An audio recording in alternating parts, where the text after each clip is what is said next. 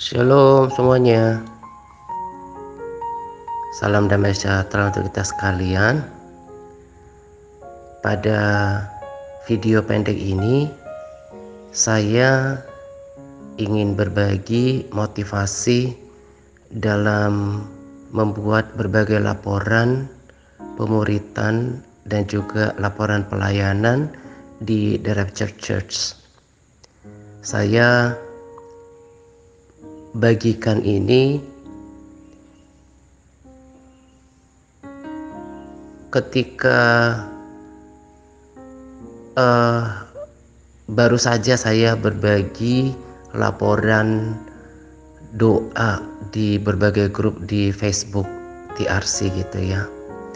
Nah,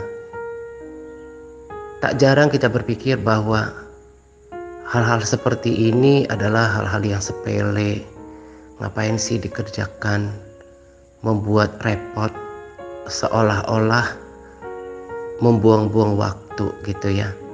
Nah, saya mau beritahukan kepada kita untuk menjadi motivasi dan untuk diingat selalu bahwa apa yang kita lakukan di TRC ini, baik dalam laporan PAR yang merupakan bagian dari pemuritan dan juga laporan dari pelayanan, itu semata-mata adalah bertujuan untuk mendisiplinkan diri kita. Kita perlu mendisiplinkan diri kita. Kalau kita disiplin, terlatih, terbiasa untuk mendisiplinkan diri kita dalam satu bidang, dalam satu hal, maka kita akan mudah adaptasi dalam mendisiplinkan diri kita untuk hal-hal yang lain. Dan menurut saya, kedisiplinan adalah salah satu bagian daripada kesuksesan hidup, tak terkecuali kesuksesan dalam kerohanian. Jadi saya buatkan ini terpisah supaya mungkin juga dibagikan secara berkala untuk mengingatkan kita betapa pentingnya mendisiplinkan diri dalam membuatkan laporan. Dan ini sama sekali bukanlah membuang-buang waktu.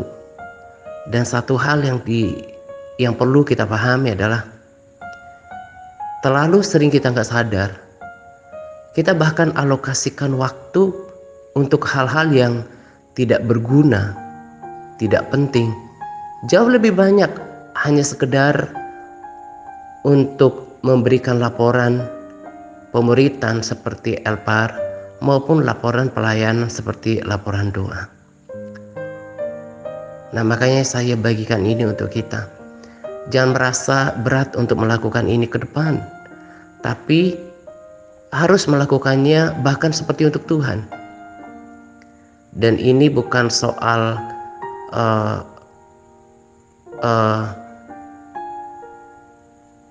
perintah-perintah gitu ya. Maksudnya jangan dianggap ini sebagai ini perintah Pak Atta sebagai pemimpin rohani dalam komunitas ini gitu ya. Tapi lebih pada melihat bahwa ini adalah bagian daripada pendisiplinan diri dan melakukannya untuk Tuhan gitu ya. Jangan juga merasa kok kayaknya saya orang tua kok masih melakukan hal-hal seperti ini gitu ya.